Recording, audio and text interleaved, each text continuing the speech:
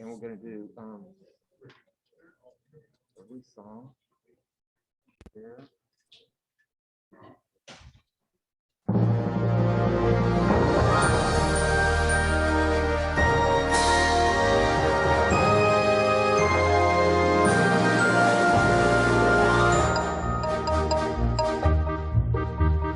R-O-T-A-R-Y,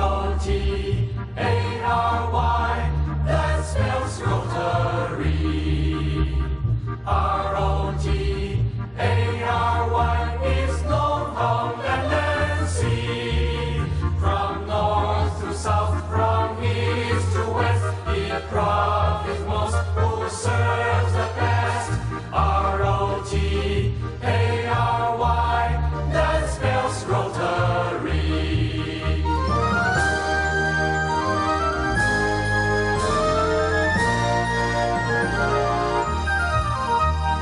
R-O-T-A-R-Y, that spells Rotary. R-O-T-A-R-Y is one great family, where friendship binds, romance unleashed, where each one strives its best to give. R-O-T-A-R-Y, that spells Rotary.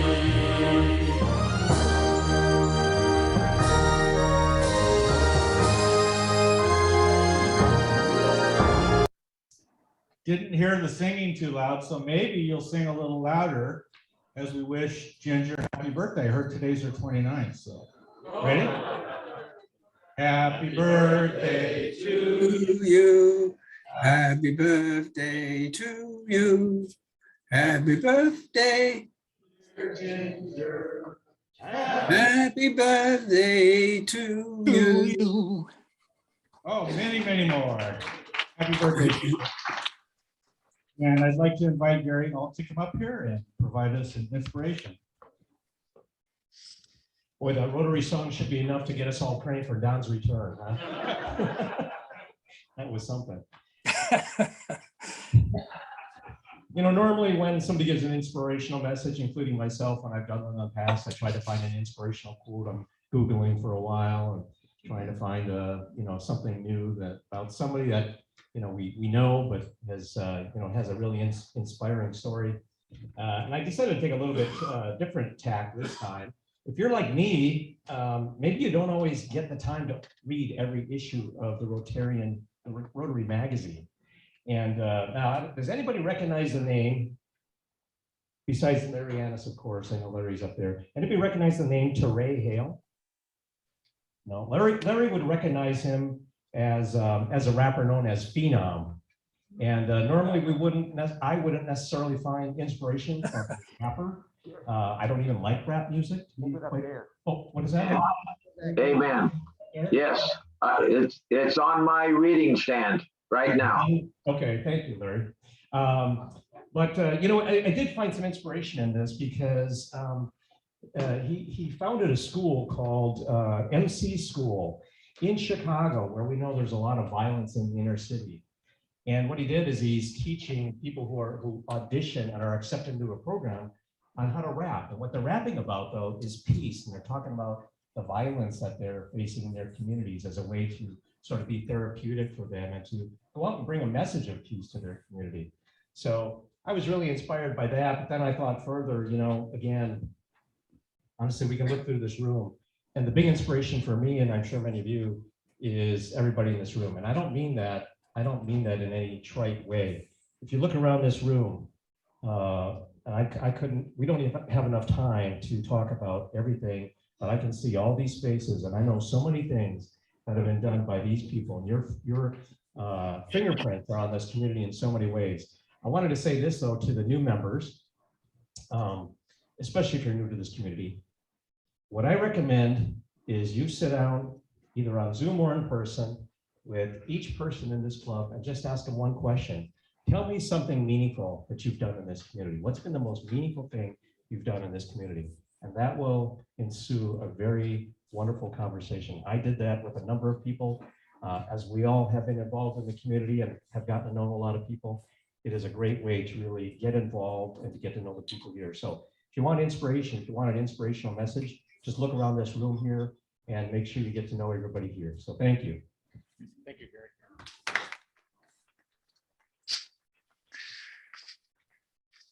Thank you, Gary. I would like to take this time right now to introduce any visiting Rotarians in the room. I know that there's one gentleman right here to my right. Since I have the mic, I might as well introduce you. In the category of electrical contractor from the Rotary Club of Dublin, welcome to Bob Cutnow. Is that all from memory, Bill? I'm really impressed. I captured everything. Are there, hi, Bob. Hello, Rodarian. I'm gonna get there. And then do we have other visiting Rotarians in the room? Ginger, would you like to stand and introduce? So, Loud as you can. fellow Rotarians, guests, President Bill, I'd like to introduce our fellow Rotarians. This is their last meeting with us. They have moved to Flat Rock, Alabama. Renee and James. This is their last meeting. Renee and James, you're always welcome to visit here and consider this your home. Yes, thank you. Thank you. Any other visiting Rotarians in the room? Guests of Rotarians? Brad? President Bill, fellow Rotarians, it's a pleasure to welcome Nelson Fialo, our former Pleasant City manager and currently the interim CEO of the Three Valleys Community Foundation. Please welcome Nelson Fialo. Welcome, Nelson. Our membership committee is eagerly awaiting your application. Any other guests in the room? I would like to introduce our Zoomers today. I'm going to go back here so I can see the screen.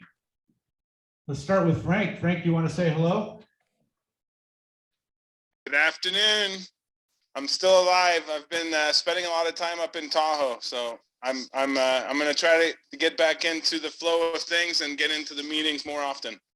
Sounds good. Hi, Frank. Jeb, you want to say hi? Hi.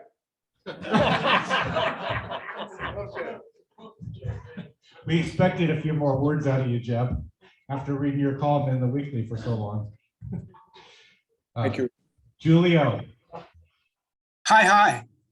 Okay, Double high. doubled it up. I know Larry will make up for that. Be careful what we ask for. Larry, would you like to say hello? Keep them muted. Hello, Yeah. fellow Rotarians. Do that. Happy New Year to everyone. And Ricky Walters, I didn't give you any credit for coming here early and setting up the gear, but thank you for doing that. Thank you, Ricky. Hey, everybody, you better check the back of Dennis there, make sure he doesn't have any strings attached to him. And I'm really, orchestrating this meeting from inside the room. But I'm not there. Good to see everyone. And last but not least, Dick Stafford. And I know you wanted to say a few words about the wheelchairs as well. Yeah, do you want me to do that now? Yes, please. Okay, I will. Thank you. We haven't talked too much about the wheelchair program for a while, mostly because with all of the stuff going on with the pandemic and other things, it's just not been something that we could actively pursue. That doesn't mean that the need hasn't been there, because the need never stops. And so we are in the process of trying to get more engaged. Our club has a long history with this program going way back to 2002, 2003, when we sent our first container down to Tulancingo. So you'll be hearing from us more frequently. I think we're going to try to take a few minutes in front of each of the meetings to talk a little bit about some of the projects that are going on and some of our plans down the road. Just to catch you up on what we have been doing, let me just go through a few of those things. You know some of this, but this hopefully will establish a starting point so that we can, again, start going forward this year. The Tulancingo project, as you know, all of those chairs have been delivered by the end of last year. A few of the chairs have been held out because now, hopefully in April, and the dates for a potential delegation to go to Tulancingo and help distribute those few chairs and give recognition to Bob Athenauer for all the good work that he'd done in that area. It's April 21st through April 27th. So if any of you are thinking that you may want to, I know right now you may not be able to make a decision like that, but if you're interested, let me know. Because we would like to have a good delegation go down there and be a part of that. And again, it'll be really the sister city organization that will be driving it, but we hope to send a few of our Rotarians as well. So that's one project. We have made a decision on where our next container after the Tulancingo project will go, and that's going to be to Villa Hermosa in the Chiapas area of Mexico, working with the Chiapas Rotary Club.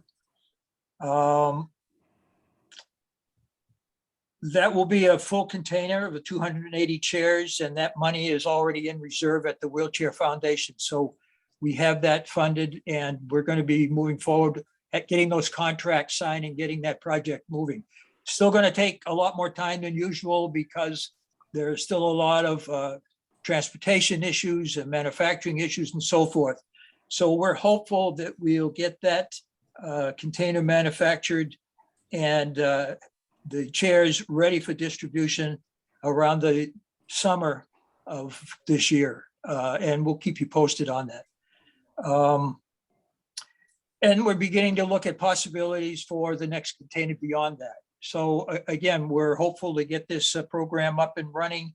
We're interested in having at least 1 or 2 more members on the committee.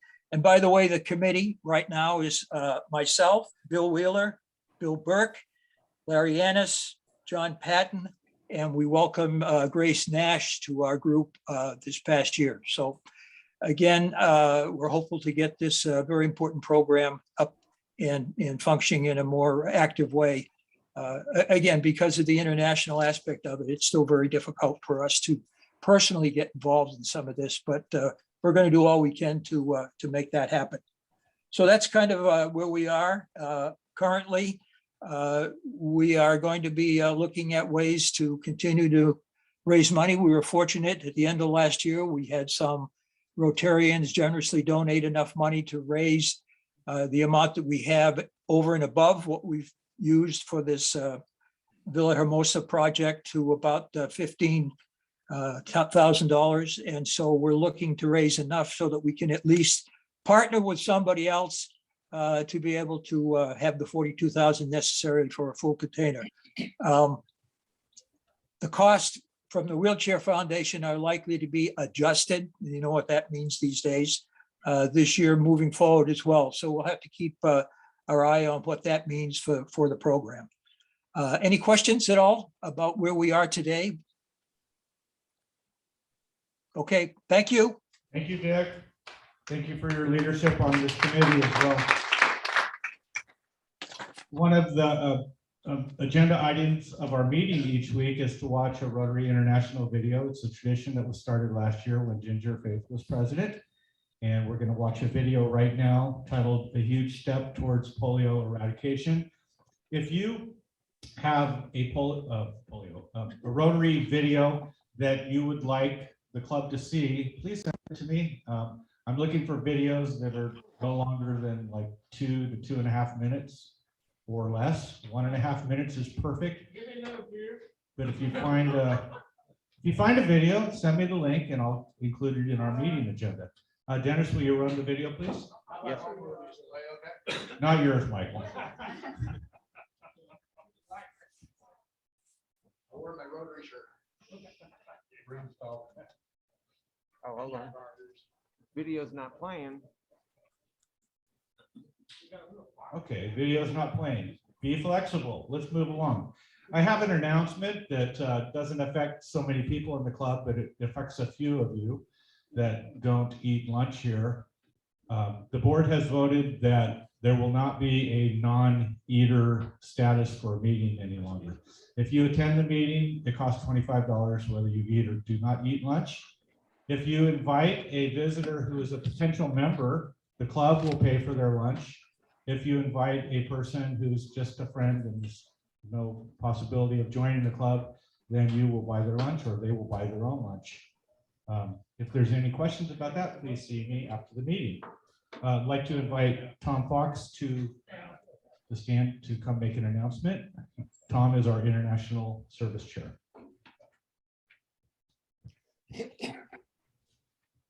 Thank you. Where's this little thing here?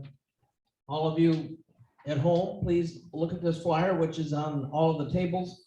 Just to remind us that even though we have a lot of projects going in this club, and you all should be commended for that. The Harringtons have certainly done a great job with their wash program. As Dick said, we're doing a lot with wheelchairs. I'm still doing a lot with Rotoplas, and we're going back to opening up different areas where we can conserve in the Rotoplas ideas of cleft palate and cleft lip. But also, this all needs to be managed by some outfit in Chicago that I've heard about a few times called Rotary International. And they also need money to service the various projects that they have.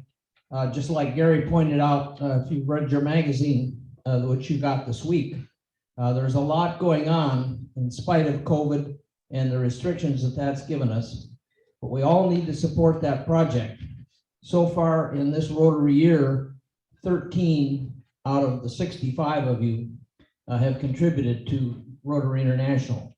So we obviously need to get that up. We want to get that to 100% between now and July. Minimum $25, a lot more if you can afford it. A few years ago, our club automatically billed everybody $100, which went to Rotary International.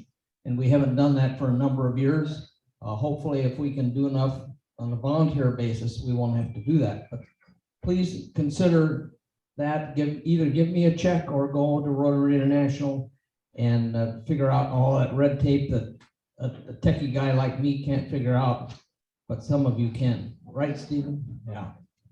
Thank you. Thank you, Tom. Bill, you want to try it again? Okay, Dennis says that we can do it now. So we're Yeah. gonna- Let's see. Okay. Just push play, right? Just push play. The volume's muted, I think. Muted. Was it? The volume on the right. Right there. Yeah, there you go.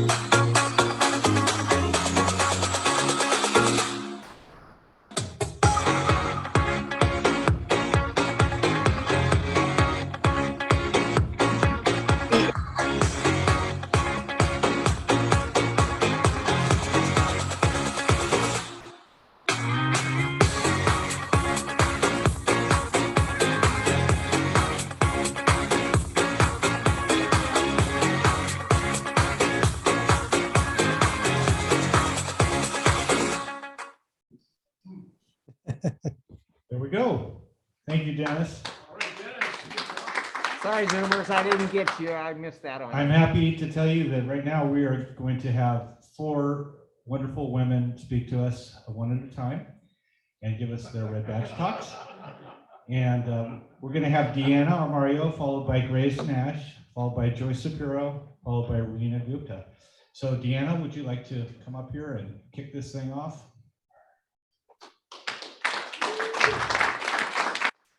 I don't have any bios to introduce the speakers, so they'll do them themselves, but here you go. Hi, I'm Deanna Armario with Armario Home Luxury Real Estate at Keller Williams. And I grew up in a small town in the Sierra Foothills, loved growing up in a small town because I had the opportunity to hike and water ski in the summers, snow ski in the winters. And it was just really, really nice growing up in a small town. You know, Pleasanton reminds me of that small town as well. So as a young adult, I decided I wanted a little more opportunity than you can find up in a small town. So I moved to San Francisco. And my first job in San Francisco was at a company called Ellis Rothschild. Not sure if you're familiar with that company, but that's where the Wolf of Wall Street worked in New York. I did not know him. But so I worked there and working at a stock brokerage firm in '87, obviously experienced the stock market crash, and left that job to go to work at another company in San Francisco, an insurance company, and on the 10th floor on Montgomery Street in San Francisco, and I was there for the '89 earthquake. So San Francisco was a fun time.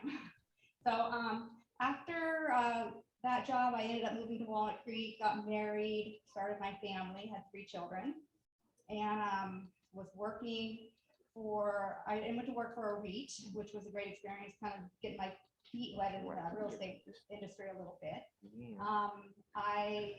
From there, I started a company called California Shine. So some of you may be familiar with that at Club Sport. It was a car wash.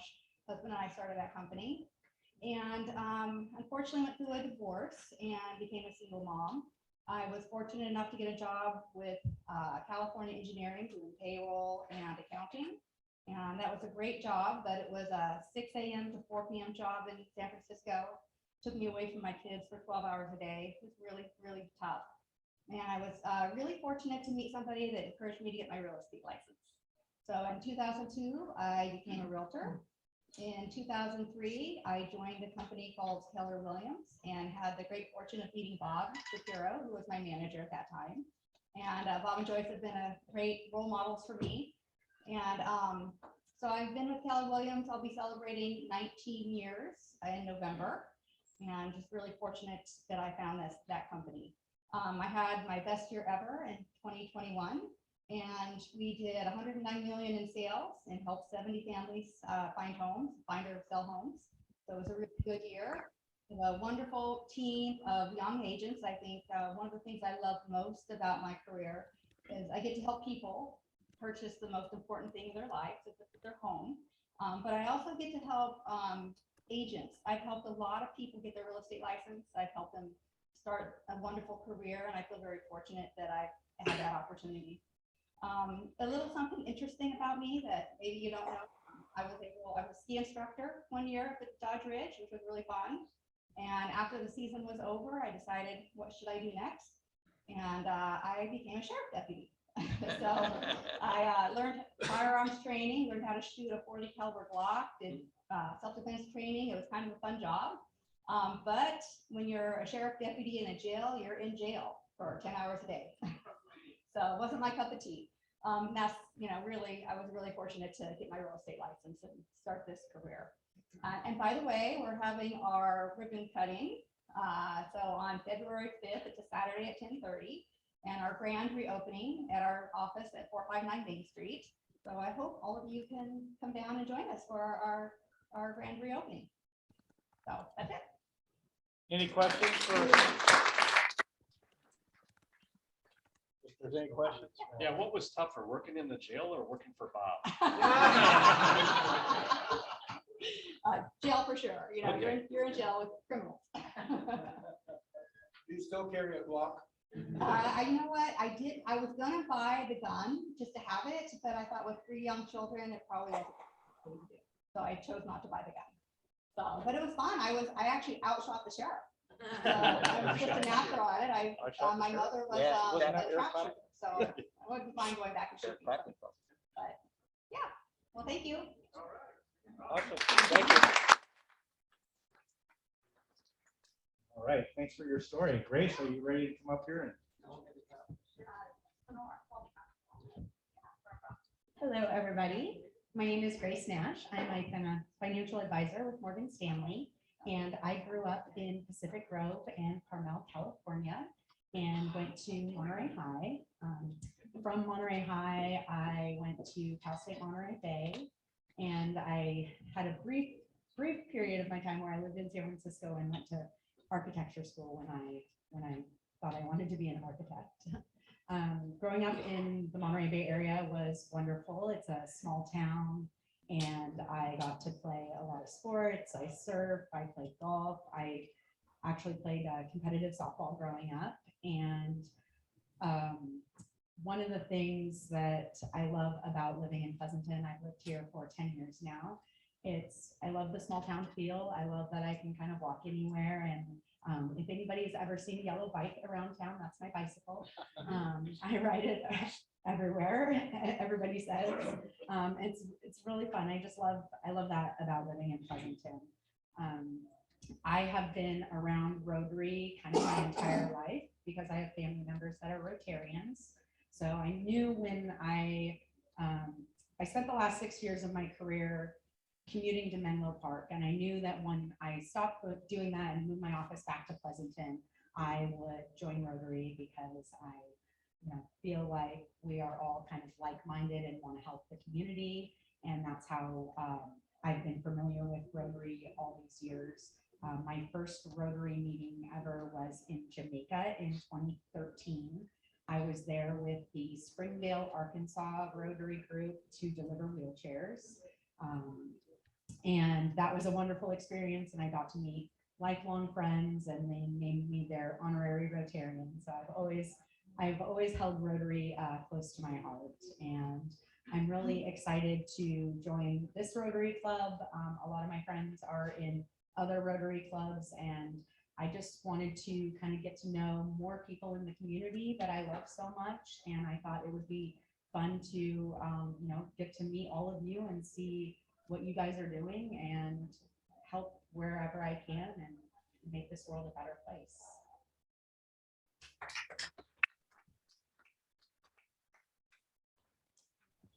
Grace, are you still surfing? I surf a little bit. I snowboard most. Okay. Yeah. How about golf? I try to play golf as much as I can. I love to go to the fairground and play golf. Have you seen any great whites? No, thank goodness, no. That is not anything you want to see ever. No, I like to go down to Costa Rica. My dad lives in Laguna, so I go down there and I surf a lot. The water's pretty cold up here. Yeah. How far will you ride your bike? Well, I've ridden to Walnut Creek before, so I'll ride it anywhere. It's so nice. All the trails that we have and everything that Pleasanton has to offer. It's fun to just hop on the bike trail and ride up to the next city. And yeah. Where's your office located? At Hacienda in Stone Ridge.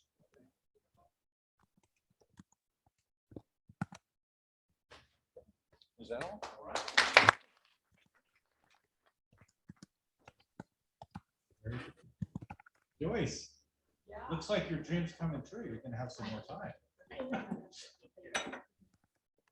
So our next speaker is a person who doesn't need any introduction, Joyce Shapiro.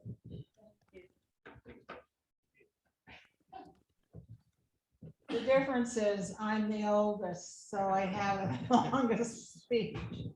The other thing is I'm the oldest and I wrote it down. So, Can you read it? big print. Okay. First of all, I was raised in Glens Falls, New York. That's real close to the Vermont border, and it's halfway between the Canadian border and New York City.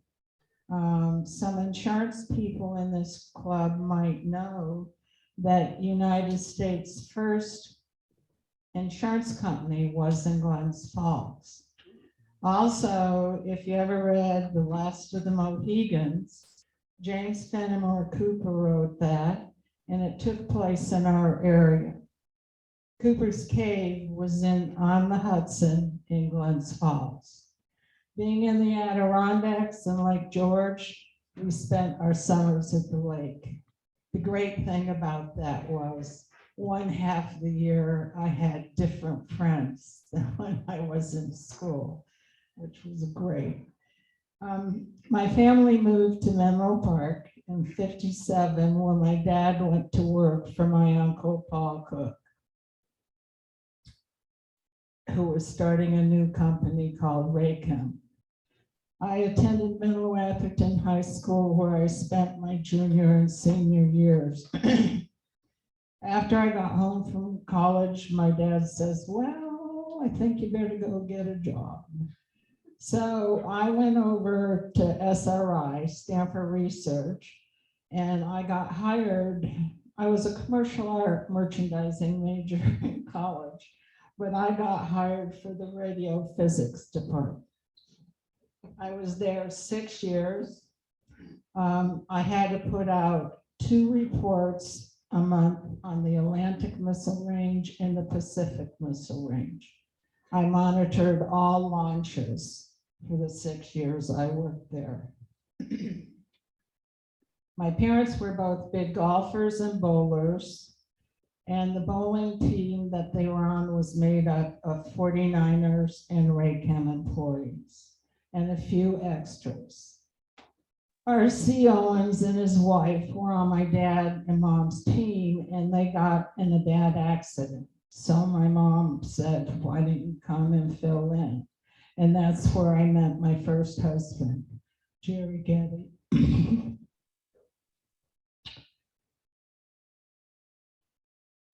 My sister went to beauty school and ended up working at the beauty loft in the Stanford Barn. My parents joined Castlewood Country Club and ended up moving here in Pleasanton. After son Rod was born, we decided to move to a house instead of small apartments. And I still live at that address. That was in 1966. Jerry and I continued to commute across the bay for work. My sister ended up buying the beauty shop where she worked. My father retired from Raychem and started to spend his retirement money buying buildings downtown. The first building he bought was 500 Main, which is where Bocce is now. The building across the street where Keller Williams and the bank is, he built the building behind the bank, which is the Indian restaurant. And he also bought the building on where New York Pizza is at Springham, Maine. My sister sold her shop and decided to relocate to 500 Main. The shop was called The Country Lady. After 6 years, I left SRI and I joined my sister to open up a gift store in the same building. The 2 attorneys that were in the center had moved out. We called the shop the Gingham Corner. I joined the chamber. I also joined the Junior Women's Club, and my husband joined JC's. I became president of the chamber, president of juniors, and I was asked by the part-time executive exec of the chamber and the police chief to go to this conference and find out how to get free Christmas decorations. So we went to Salinas for our first conference attendance at the California Downtown Association.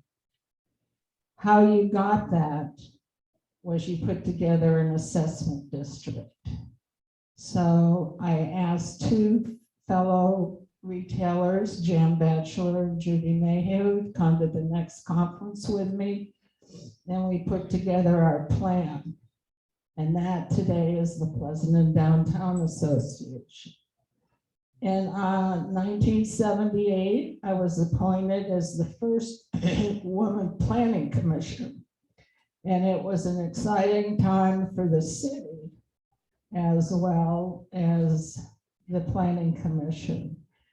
That was when Hacienda, Reynolds and Brown, Bob Meyer, and Stonewood Shopping Center were developing that whole part of time. And I know that people that are on the planning commission now complain. The night that Hacienda Business Park was approved was 2 a.m. in the morning. They work so hard.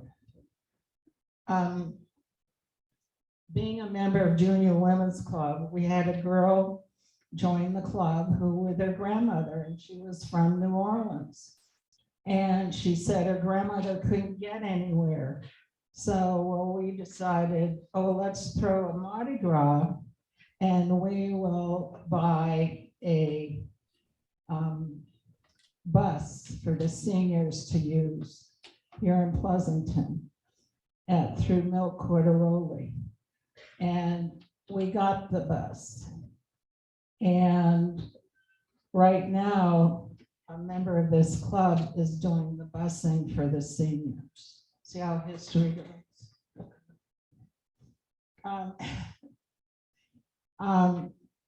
My husband died in '84. I became president of the California Downtown Association in '82. In 1991, also in that time, I was a 3-year exec for the Menlo Park Chamber. In 1991, I had a gal friend that was going on a big cruise with a friend, and that's when the Oakland fires happened. And she watched her friend's house burn down. So she called me that night and said, I called the travel agency, and if you pay her back, you can take her place. And I said, okay, it was a 22-day cruise. That's where I met Bob.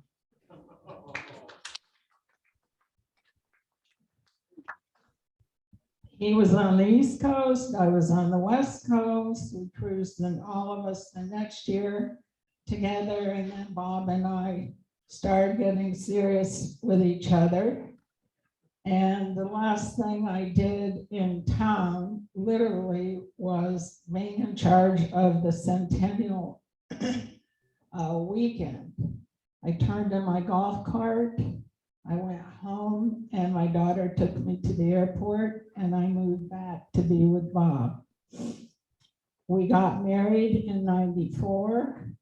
We lived in Westchester County for a year while he finished up with Prodigy. And then we moved to Bloomfield Hills, Michigan, where he went to work for R.L. Polk. Then he decided, we rebuilt our house here, and he decided to go into real estate. And so he said, well, what should I do? And I said, join Rotary and take Leadership Pleasanton. And he did both of those. So when he would come home from Leadership, I'd go, boy, they really changed everything. So when he finished the year, I said, I guess I better take it now. So I took it, and at the end of that year, Scott Rady said, you want to be the executive, the planner, manager? And I said, yes. So I ended up doing that for 10 years. And Bob and I, on graduation day from Leadership, we held the party at our house, themed party with 70, 80 people. So let's see. In '93, Los Amigos Community Fund Raising Group, which was a bunch of gals in town, we did the first fundraiser for the senior center and also the centennial birthday party. I was a founding member of the senior support program for the Tri-Valley, and I also worked on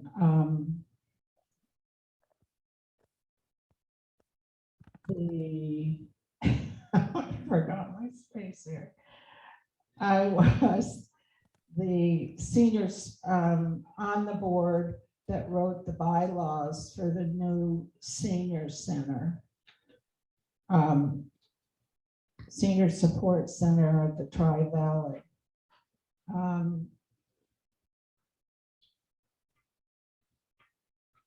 Then Bob and I were also on the YMCA. Then with the change of the hospital, we got asked by John Sensabaugh to put the co-chairs of the Valley Charitable Foundation. And our biggest responsibility during that time was to monitor what Stanford was doing with our hospital. We had to make sure they didn't eliminate anything or add something that wasn't approved. We just finished 7 years with that project. And now we are starting another new project. So. Thank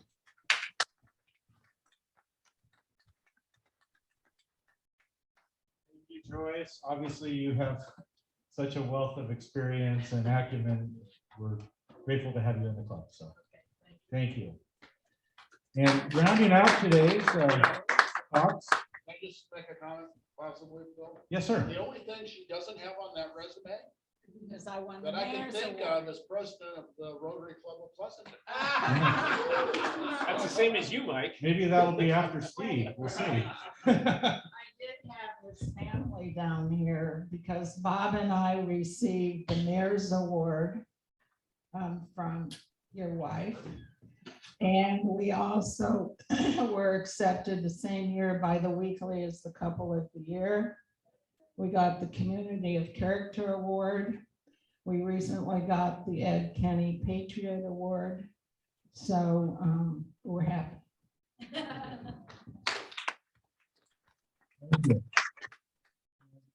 Our last speaker today will be Reena Gupta, and Reena has a PowerPoint that she's going to share with us, and she'll speak through the slides. I think Dennis is going to put that up on the screen. That's fine. You want to do that? How much time do I have? You have about 2 minutes. 12, 15 minutes. Oh, okay. That's good. Okay. Oh, it's hard to fill the shoes after all this amazing talk, especially Joyce. I don't even know where to start. No such awards, no such things, but yeah, getting there and continue to do the work with the community and things that I'm part of. So to start with, born and brought up in India, I came to United States after getting married. I called myself as a small town girl. Got married to an amazing person who kind of changed my life and brought me to this country, as well as brought me to a world of professional career women that I never imagined that I will be. So my story kind of has a completely different angle before getting married and after getting married. I call it as a 180 degrees thing. I grew up in a joint family system. Some of you may not even know what it is, but I grew up in a blended household of my father and my father's cousins and brothers and all, 4 of the families together. And I grew up with 21 cousins. That 21 cousins was a school in itself. We were teaching each other, learning from each other. That time power was like going on and off, and we were playing hide and seek, and someone is teaching us how to knit and someone is teaching us how to do the homework. And that kind of community I grew up in. And I have that value system with me. So wherever I go, that community is part of who I am and who I become. After getting married, it was, as I said, it was 180 degree. He was like a only boy in his family. I was like, where am I? And then coming here with a completely different culture, I came to Nashville, Tennessee. I don't have to explain anything more, right? But I was very fortunate in that I can just count my blessings. I was immediately able to get my job. I started as an IT consultant. I did my master's in computer applications. And somebody asked me, why did I ever go into computer science when I never aspired to have a career as such, or my family supported? I said I had a very strong reason for that. And that strong reason is that I will get to work if I work in an air-conditioned room. That all was my motivation. I can still relate to it. If any one of you can understand growing up in a city with 40+ degrees Celsius, you will really relate to that. And that can be a real motivation, right? So that's my motivation there. came here. I was again very fortunate to climb up the career ladder. I started my IT consulting in about 3.5 years of working for other people, an American dream come true. Starting my own company, I immediately turned into an independent consulting, into an IT staffing, to an IT technology and services. So I became one of those stereotyped Indian immigrant coming here working into the software industry. Nothing new, but it was amazing because I was able to build that company without any additional investment, without any additional partners. I call myself as a solo bootstrapped entrepreneur. And one of the first women in my family to have a career and doing well. So I think I'm pretty proud. So that's my story. After getting all this experience and the struggle that I have seen so many women go through having a career, and especially the child and raising child, and this was my 4th company that I sold in 2018, and I decided to do something for it. And that's when I formed, where is my screen? You ready? Yeah, now I'm ready. All right. Let's see if I am. There it is. Get good at that, Dennis. Yeah, well. Yeah, okay. Yeah, so that's where I started my company called Mom Relaunch. And in Mom Relaunch, my whole mission is to make every woman financially independent. I personally believe that financial independence is the key to alleviate many societal issues that we are finding nowadays. So that's my mission. We work with 3 types of people. Of course, the incredible moms that we have that have taken a career break, or they are in a career transition. Deanna, your story of 12 hours of commute and how you transitioned your career. So we were serve women like you. Love to have you as an ally. Come and share your story with our moms in our program and our employers who are giving opportunity. And we were thinking, I don't see him today, but I would love to get some references, and if you are looking for incredible talent, we'd love to talk about that as well. But there are employers who can look into this talent with us and work with us and give opportunities. If you can. Just again, what we are trying to bring is a economy that can grow with the talent pool and an inclusive society. You can skip this is my actually I can talk a little bit more here, some more aspects that I do, some of the companies that is listed, but I'm also an advisor in Salesforce, that company where I'm in their incubation accelerator where they build companies, as well as their partner community. Of course, I just joined Three Valleys Community Fund here. One of the things that I do is I mentor high school and university students for entrepreneurship. And one of the passion, that's why I joined the youth services here. And I'll be hosting or chairing a conference in May, which is going to be pretty elaborate. We'll be sharing more things. I released my book called Career Interrupted, where it takes the whole process of how you can transition and create a career that and work life that is more balanced and happy. So you can keep scrolling down some of the advisors here. So if you can keep, I mean, this is a process. If you look into it, this is how we nurture women in our program. We call them for assessment. We give them training and certification, give them the hands-on experience, and make them ready and relevant for the workforce. All while they are learning to get confidence as a community. And employers, they hire our mom because they can get to try our candidates before they hire, which we call as like you can give them as a hands-on experience. It's a win-win solution for the clients to work with us, and of course they can serve and be our ally. Some of the clients here that has worked with us, you can now. This is what we have a membership for moms. We have a membership for clients and to come and work with us. When we try to teach employers and the community of allies is that's not everything can't be measured in dollars, which is the motto for here. We are here to change lives. And that's what we are trying to bring into the community thing here. We have launched with a group of volunteer moms for working for the moms, by the moms kind of thing. Yeah, so this is my last slide. And this is where I'm looking to get some help and suggestions and things from, oops. If you can go back. Yeah.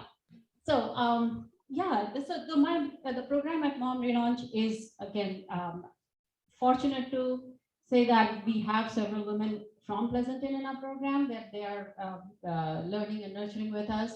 If you know any local program, I'm pretty big believer in being local, helping local, because not commuting to work is a big plus for moms and for the families.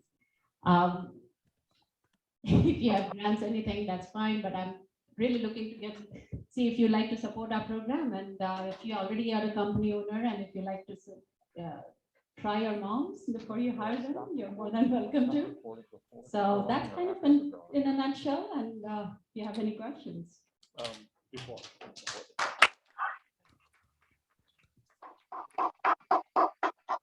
Yes, it is a nonprofit. Actually, we got a nonprofit in December, so that's and I'd like to thank Steve for supporting Mom Relaunch. Remember, you were able to give me the conference room for doing the talk, and especially during the pandemic when we were not even going out. So we went to the chamber. We are a chamber member as well, and we really like to promote the local talent. I go back and say the whole world is going global. They are outsourcing, and the jobs are going out. But we have talent sitting in our backyard. Why don't we nurture them? That's why I really feel that Rotary is the place to get this initiative started, and let's help our local talent. Rena, do you have a success story you'd like to share with us about maybe one of your Yeah, cases? multiple. We have launched over 70 women. So one of the success story that I would really like to share is somebody who had absolutely no idea what an IT is. Okay. And the company, we have like about 9 tracks. We are in IT for now, but we also here and there some digital marketing and HR and all those things. So this lady had absolutely no idea what it is to be an IT. Okay. And Salesforce has helped us because they kind of project that anyone can be into Salesforce, and if you're a hairdresser, you can be in Salesforce. I feel like sometimes you have to tone it down. It's like, yeah, but because of her interest and because of the support and things that we were provided, after 15 years of career break, she was able to launch herself at 75 plus case salary. Not local from Pleasanton, the story, but it is from another small town. The story is from a person who was in QA work and all, and then she came in and became an automation engineer. And we don't portray that we are having only high-tech jobs, but it is for content writing, like being a creators in this creator economy. So such a big deal right now to be able to express themselves. We are teaching them, we are telling them how to open up and at least tell their story. So we have tons of such those stories. I'll be happy to bring in more people or if you need to, but amazing story. And every story that we have, the smile, the impact that it has on their families, it's worth doing what we are doing today. It's absolutely mind-blowing. Awesome. Any other questions for Rena? All right, thank you, Rena. Thank you. Things always work out the way they're supposed to. Thank you. Can I say one thing? Yes. I know you said to share something fun, which I completely forgot. Something interesting. So we had a family, we love to travel, and one of the things we have done is like we want to celebrate New Year in a new city every year. So last 10 years we have been doing that. Every year I also try to see what is one new thing that I'm going to learn. And this year I think with Bob's help, I want to say that I like to get my pilot license. So, and Bob was very helpful in giving me the tutorial, and I was thinking, no, I had to say this, and I completely forgot. So Bob, thank you for giving me that test ride and giving me that confidence that I can do it. So yeah, so keep cheering for me. One day I will have that. Fantastic. I have no doubt that you'll be a pilot. Kathy Alameda, can you work your way up to the front here?